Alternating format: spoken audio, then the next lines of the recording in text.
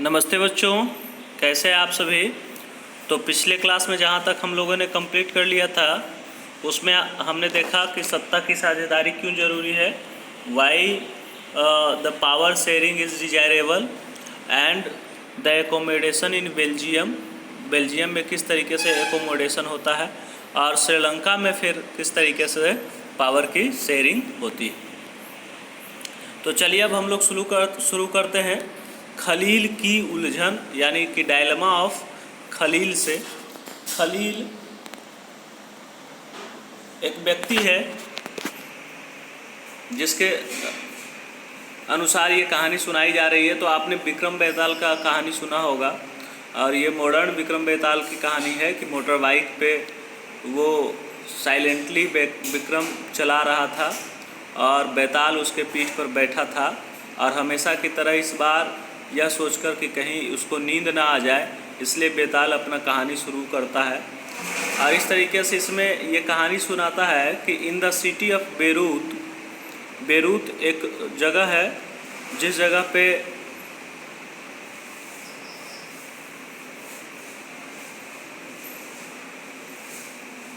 In the city of Beirut lived a man called Khalil. Beirut शहर है जहाँ खलील नाम का एक व्यक्ति रहता है और उसके माँ बाप अलग अलग समुदाय से हैं। His parent came from different communities and his father was an Orthodox Christian. उसके फादर जो हैं एक ऑर्थोडॉक्स क्रिश्चियन है एंड मदर इज़ मुस्लिम। तो यहाँ पे मदर और फादर दोनों के जो कम्युनिटीज़ है उसमें चेंजेज हैं। This was not so uncommon in this modern cosmopolitan city.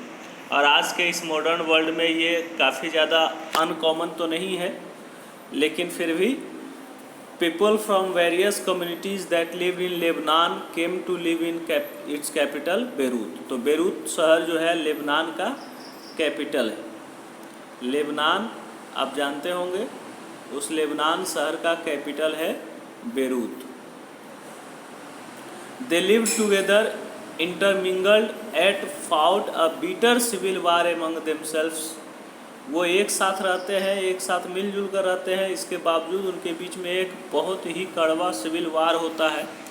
And once of the Khalil uncle was killed in that war. और खलील के जो अंकल हैं उस वार में मारे जाते हैं। So at the end of the civil war, Lebanon's leader came together and agreed to some basic rules for power sharing among different communities. अलग अलग कम्युनिटीज़ के जो लोग वहाँ रहते थे उन कम्युनिटीज़ के लीडर्स ने सामने आकर एक बैठक की और उस बैठक में ये निश्चय हुआ कि ये लोग एक दूसरे को पावर शेयर करेंगे। As per these rules, the country's president must belong to the Maronite sect of Catholic Christian. Country का जो प्रेसिडेंट होगा वो मैरोनाइट सेक्टर का होगा, मैरोनाइट पंथ का होगा। And the prime minister must be the Sunni Muslim, और prime minister Sunni Muslim community का होगा। So the post of deputy prime minister is fixed for orthodox Christian. Deputy prime minister orthodox Christian होगा। And the speaker of Shia Muslim, speaker होगा वो जो कि Shia Muslim होगा। So under this pact the Christian agreed not to seek French protection and the Muslim agreed not to seek unification with the neighboring state of Syria। और इस तरह के गठबंधन के साथ ये निश्चित हुआ कि क्रिश्चियन फ्रांस से किसी तरीके का पैक्ट नहीं करेंगे और ना ही ये जो मुस्लिम है वो सीरिया से किसी भी तरीके का पैक्ट करेंगे। So when the Christian and Muslim came to this agreement they were nearly equal in population. जब ये दोनों इस तरीके का पैक्ट कर रहे थे तो लगभग इनकी संख्या अधिक दोनों की बराबर थी। And both side have continue to respect their agreement through now the Muslim are in clear majority. और उस समय जो था वो रेस्पेक्ट कर रहे थे एक दूसरे के, लेकिन अब वहाँ क्रिश्चियंस की संख्या घट चुकी है और अब मुस्लिम वहाँ क्लियर मेजोरिटी में है। So Khalil does not like this system one bit. वो इस तरीके के सिस्टम को नहीं चाहता है कि ये इस तरीके का सिस्टम हमारे देश में हो।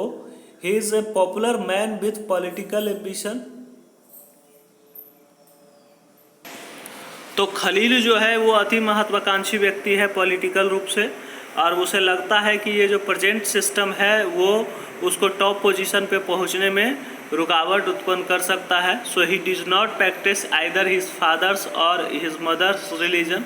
वो माता पिता के किसी भी तरह के रिलीजन को नहीं मानता है। वो चाहता है कि लेबनान में क्यों नहीं नॉर्मल डेमोक्रेसी की तरह सिर्फ इलेक्शन करवाया जाए and allow everyone to contest to win maximum vote become the president and no matter which community he comes from. किसी तरीके का कोई मैटर ना हो कि किस कम्युनिटी से वो आता है या नहीं। बट जो बड़े बूढ़े बुजुर्ग लोग होते हैं who have seen the bloodshed of civil war, जिसने ब्लड शेड देखा है सिविल वार का, वो चाहते हैं कि जो प्रेजेंट सिस्टम है यही बेस्ट गारंटी है पीस का। तो कहानी अभी ख़त्म नहीं हुई है, ये लोग टीवी टावर तक पहुंच गए हैं और बेताल जो है wrapped up quickly pose the customary question of Vikram.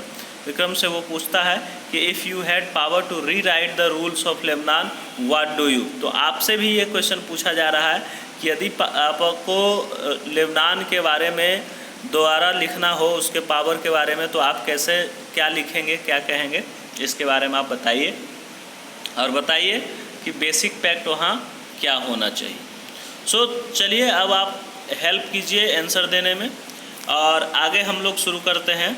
तो फॉर्म ऑफ पावर शेयरिंग आज के मॉडर्न वर्ल्ड में किस किस तरीके का, तो जो ये आइडिया ऑफ पावर शेयरिंग जो है वो इमर्ज हुआ है in opposition to the notion of undivided political power.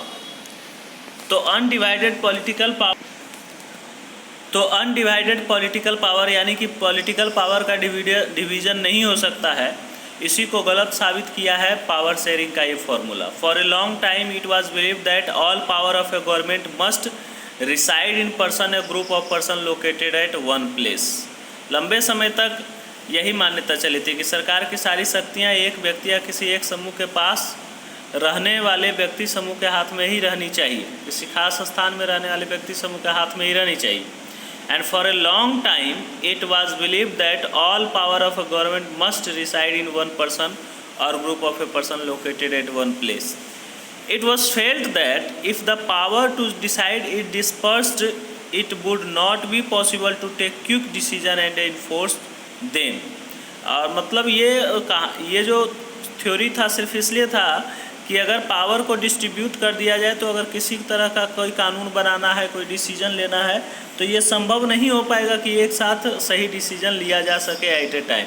तो but this notion have change, और ये नोशन चेंज हुआ और इमरजेंस डेमोक्रेसी में जो पावर शेयरिंग का जो कॉन्सेप्ट था वो सामने आया। On the basic principle of democracy that people are the source of all political power. जैसा कि हम लोग जानते हैं कि डेमोक्रेसी में सर्वे सर्वा जो होता है पॉलिटिकल पावर का लोग होता है, एंड ये लोग जो होते हैं वो अपने आप पे रूल करते हैं through institution of self government का जो इंस्टीट्यूशंस होता है, राज्य सरकार या फिर केंद्र सरकार।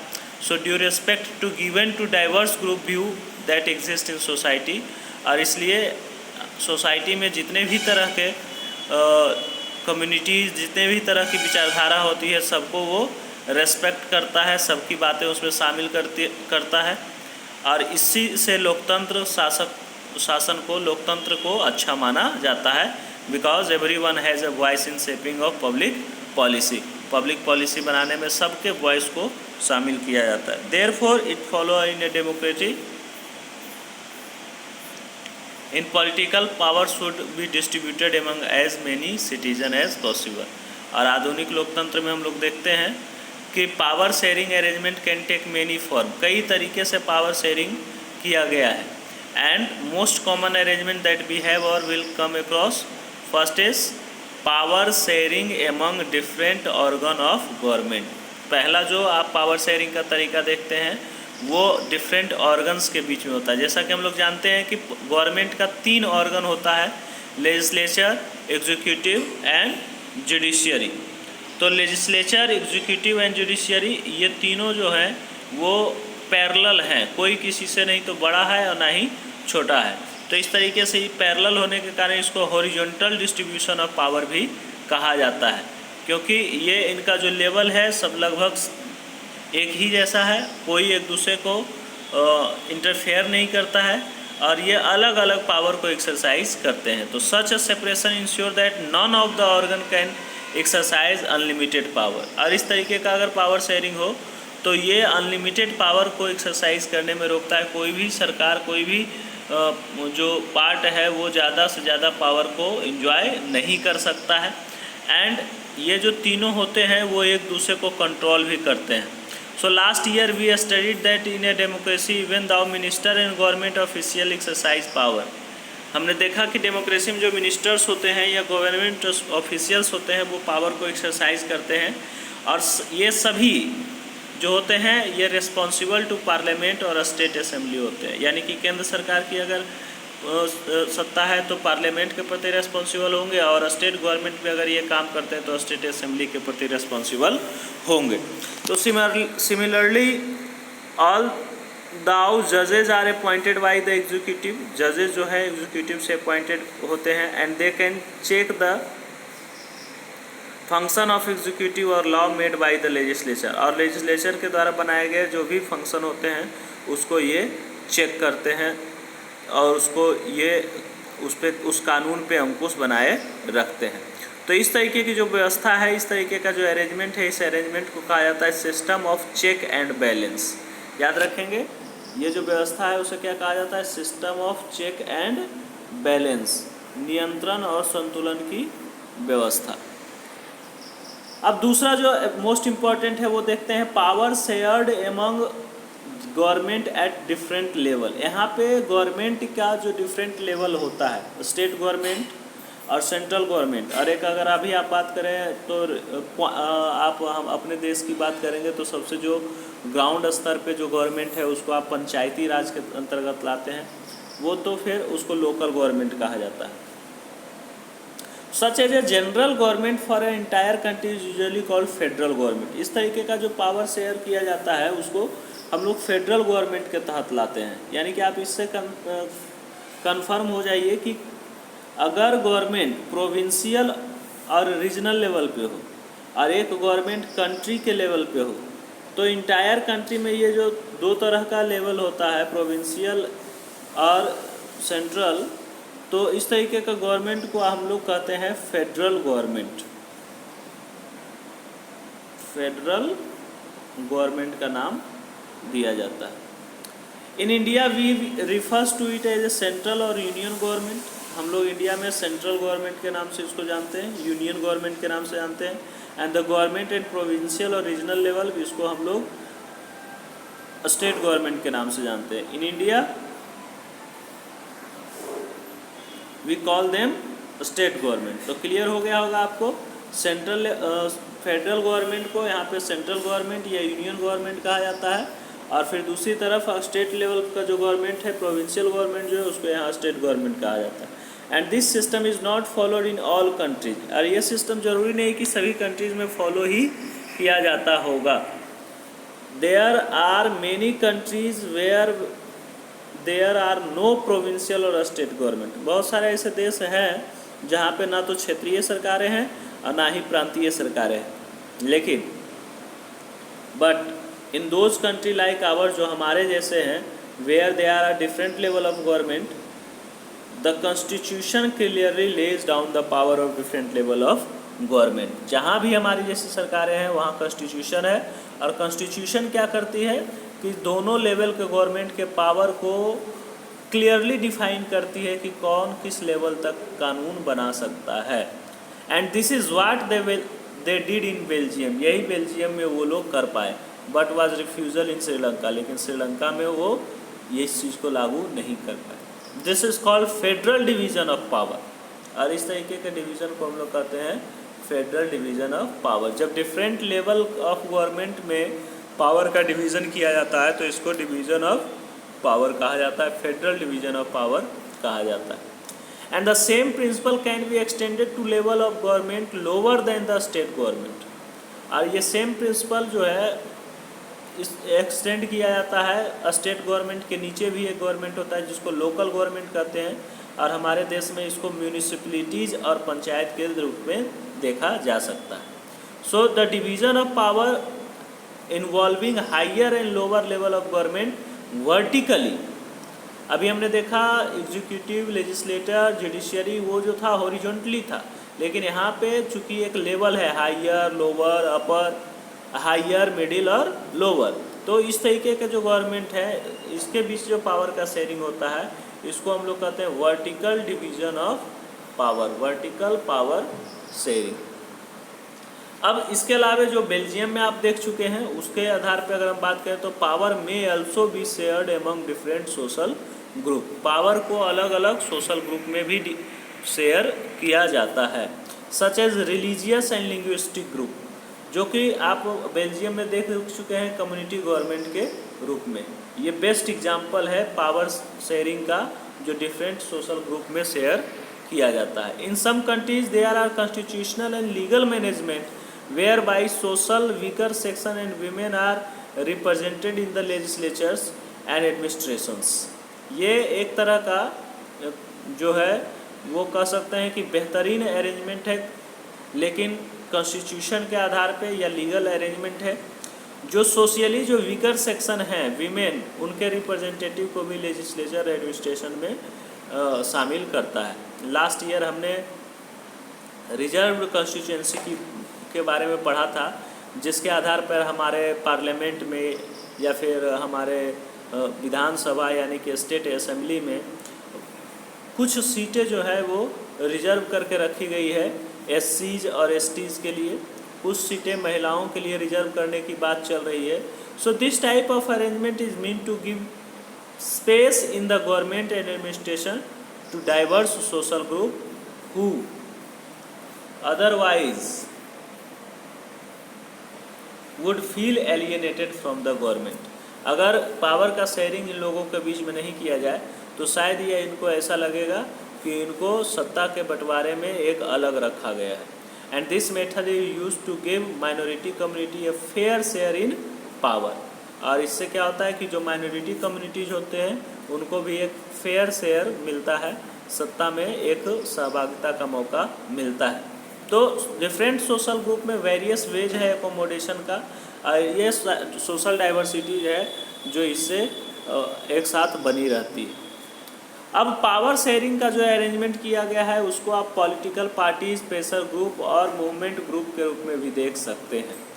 तो ये क्या करते हैं, तो दीज आर कंट्रोल्स और influence those in power. In a democracy the citizen must have freedom to choose among various contenders for power. Democracy में लगभग सत्ता के जो दावेदार होते हैं, लोगों के सामने सत्ता के दावेदार के बीच चुनाव का विकल्प रहता है, और ये चुनाव का विकल्प जरूर रहना चाहिए, जिसमें in contemporary democracy this takes the form of competition और डिफरेंट पार्टी, जिसमें अलग अलग पार्टी जो है कंपटीशन करती है। And such competition ensure that the power does not remain in one hand. और ये कंपटीशन ही ये इंश्योर करता है कि कभी भी पावर किसी एक हाथ में नहीं रहेगा। In the long run power is shared among different political party that represent different ideology and social group. अगर पार्टी अलग अलग है तो उनका आइडिया अलग अलग होगा, तो ये अलग अलग सोशल ग्रुप को भी रिप्रेजेंट करेंगे। Sometimes this kinds of sharing can be direct when 2 or more parties from an alliance to contest election. कभी कभी क्या होता है कि ऐसे तो अलग अलग पार्टियां अलग अलग विचारधारा से काम करती है, लेकिन कभी कभी 2 पार्टियां एक साथ मिलकर अलायंस बनाती है और उसके साथ चुनाव लड़ती है। If their alliance is elected they form a coalition government. और जब 2 या 2 से अधिक पार्टी एक साथ मिलकर इलेक्शन लड़ती है तो उसके बाद जब वो जीतती है तो उससे जो गवर्नमेंट बनता है उसको हम लोग कोलिजन गवर्नमेंट कहते हैं, या फिर उसको हम लोग गठबंधन की सरकार कहते हैं। और इस तरीके से पावर का शेयर किया जाता है। In democracy we find interest group such as those of traders, businessman, industrialist, farmers and industrial workers. अब ये जो डेमोक्रेसी में ये जो लोग होते हैं, जो वर्कर्स होते हैं ट्रेडर्स के रूप में, बिजनेसमैन, इंडस्ट्रियलिस्ट के रूप में, ये कैसे अपना इंटरेस्ट फाइंड करते हैं, कैसे अपना जो पार्टी के बीच में अपना एक कह सकते हैं कि भागीदार सुनिश्चित करते हैं। So they also will have a share in government power either through participation in governmental committees और bringing influence the decision making process. अब सरकार जब बनती है तो सरकार क्या करती है, कि गवर्नमेंटल कमिटीज़ बनाती है और उसमें इन लोगों को शामिल करती है और जिससे ये अपने भागीदारी इसमें सुनिश्चित करते हैं। तो अगले यूनिट 3 में हम लोग इसके बारे में डिटेल स्टडी करेंगे। तो इस तरीके से ये चैप्टर हमारा ख़त्म होता है और कुछ इम्पोर्टेंट पॉइंट है जो आप लोग इसमें देख लेंगे और नोट्स बनाएंगे आप। और नोट्स बनाने के बाद फिर आप हमारे साथ शेयर करेंगे, इसका क्वेश्चन आंसर आप लोग कर लेंगे, पूरा क्वेश्चन आंसर जो भी है, और नोट्स ज़रूर कंप्लीट करेंगे क्योंकि नोट्स आपके लिए इम्पोर्टेंट है। अब देखिए पावर शेयरिंग के अंतर्गत कुछ यहाँ पे एग्जांपल दिया गया है, जैसे कि एक बॉम्बे हाई कोर्ट का ऑर्डर है जिसमें महाराष्ट्र स्टेट गवर्नमेंट को इमीडिएटली वो एक्शन लेने के लिए कहता है कि 2000 जो ऑड चिल्ड्रेन है at 7 children home in Mumbai में 7 चिल्ड्रेन होम बनाने के, और इस तरीके से उनके कंडीशन को सही किया जाए, इम्प्रूव किया जाए। उसी तरीके का ओंटारियो स्टेट इन कनाडा में भी ये एग्रीमेंट हुआ है कि land claim settlement with aboriginal community, the minister responsible for native affairs announce that the government will work with aboriginal people in a spirit of mutual respect and cooperation. फिर Russia की अगर बात करें तो Russia 2 influential political parties जो union of right force and the liberal Yabloko movement, ये दोनों मिलकर एग्रीड होते हैं, एक दूसरे से यूनाइट होते हैं। Their organisation into a strong right wing coalition and they propose to have a common list of candidate in the next parliament election. तो ये दोनों कॉलिजन गवर्नमेंट बनाने के लिए अपना अलायंस करते हैं और एक कॉमन पार्लियामेंट्री इलेक्शन में कॉमन लिस्ट निकालते हैं।